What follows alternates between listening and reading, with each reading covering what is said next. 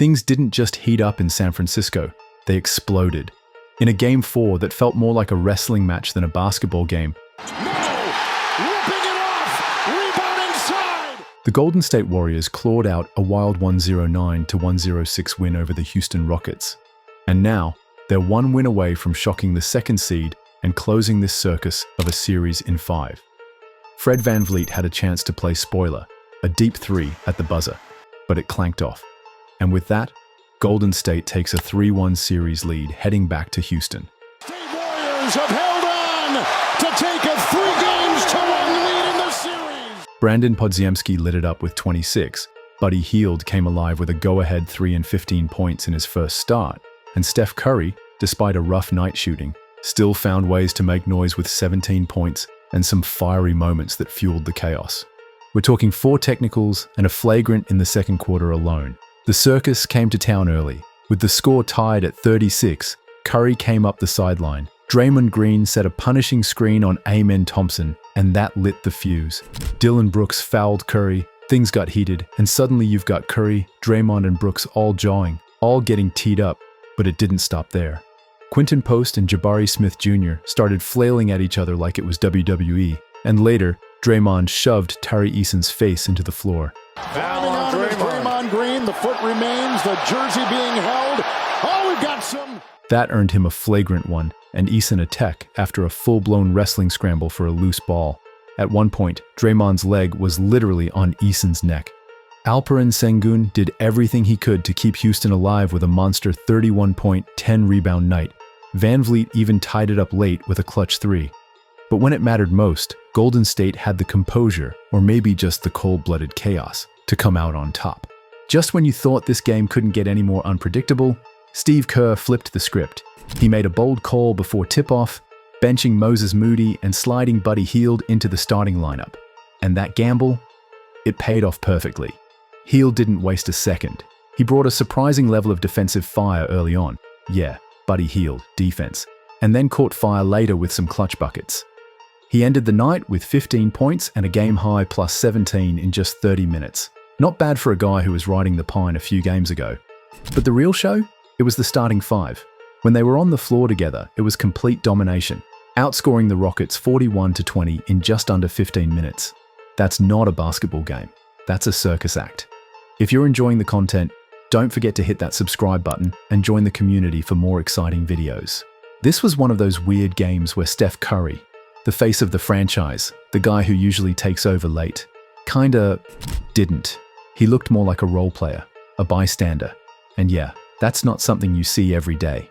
Just 2 nights after lighting it up for 36 points in Game 3, Curry walked into Game 4 and took only 13 shots. Instead of going full chef mode, he let Brandon Podziemski take the early rhythm, and when the fourth quarter hit, the time we all expect Curry to cook, he gave the spotlight to Jimmy Butler. And crazy enough, this was great for the Warriors, because when you're getting quality minutes and real scoring from Podziemski, and Buddy Hield chips in with 15 from the perimeter, all while Butler turns into your closer, that does 2 things. First, it keeps Steph fresh. Second, it turns the Warriors into a complete wild card. They're no longer a one-man show. They've got weapons now, and the more they can mix it up, the harder they are to guard. And give Curry credit for this. He's never been the type to chase the spotlight. This is the same guy who let Kevin Durant come in and shine without drama. That selflessness? Still there. Steph knows what time it is. If the Warriors are serious about making a deep run, they can't be predictable, and they definitely can't run him into the ground early. He isn't the type of player to make a scene when he's hurt or off. He doesn't whine or put on a show. He just plays, and he plays hard. So when he came out flat in the first half of this game, you knew something was wrong. This wasn't the Jimmy Butler we saw dominate in Game 1, where he posted 25 points, 7 rebounds, 6 assists, and 5 steals in 42 minutes of relentless energy. In the first quarter, Butler managed just 4 points on 2 shots. The second quarter, he didn't score at all. By halftime, his stat line read just 4 points, 2 rebounds, and 2 assists. He looked off. He wasn't the aggressive, physical force we're used to seeing. But then halftime happened, and everything changed. In the third quarter, Butler came out with a different energy. Suddenly, he had more bounce, more grit. It's Jimmy Butler with a fake and goes right into Adams. Got it! He attacked the basket aggressively, drew 3 fouls, and scored 9 points, all while going perfect from the free throw line. That was the Jimmy Butler the Warriors were dreading to see. He had turned the game around, and Golden State could feel the shift. Down the stretch, Butler didn't just keep it going, he took over. He finished with 27 points, but 23 of those came in the second half. What started as a quiet, uncharacteristic performance transformed into a vintage playoff Jimmy performance. He was loud, physical, and most importantly, clutch when his team needed him. Brandon Podziemski took over, surprising everyone.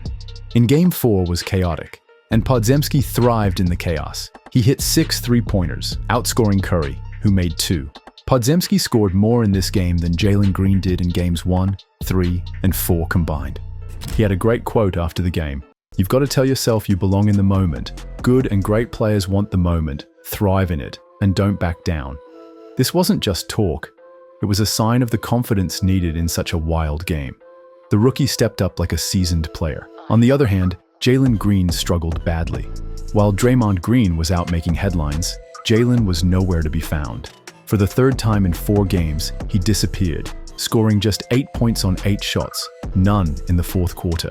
He didn't even play in the final moments of the game, showing how little trust coach Ime Udoka had in him. Green's energy was off, his body language was poor, and his defense was weak. The Rockets needed more from him, especially since they missed 12 free throws and were crushed by an 18-1 run by Golden State in the third quarter. This was Jaylen's chance to step up, but he didn't. He scored under 10 points in 3 of the 4 games, and just 2 nights ago, he mocked Draymond Green. Ironically, it wasn't Draymond who underperformed. It was Jaylen Green. For the Golden State Warriors, the future of the series looks promising. With their current balanced attack, especially from unexpected players like Podziemski and Hield, they are a tough matchup. If Curry stays effective without needing to dominate the ball, they could close out the series in Game 5. For the Houston Rockets, the outlook is grim. Jaylen Green's struggles are a major concern, and they need him to step up if they hope to extend the series. Without more consistent performances from their key players, they're likely to fall short, especially with Golden State gaining momentum. Game 5 is likely a must-win for Houston, and even then, it's a long shot. Can the Golden State Warriors close it out in Game 5, or will the Houston Rockets pull off a comeback? The stakes are higher than ever, and the Warriors are firing on all cylinders, but the Rockets still have a glimmer of hope. It's going to take everything they've got to extend this series. If you're ready for more playoff drama, drop a comment with your thoughts, hit that like button, and make sure to subscribe for more. Don't miss a single play. Game 5 is just around the corner. Thanks for tuning in, and see you next time.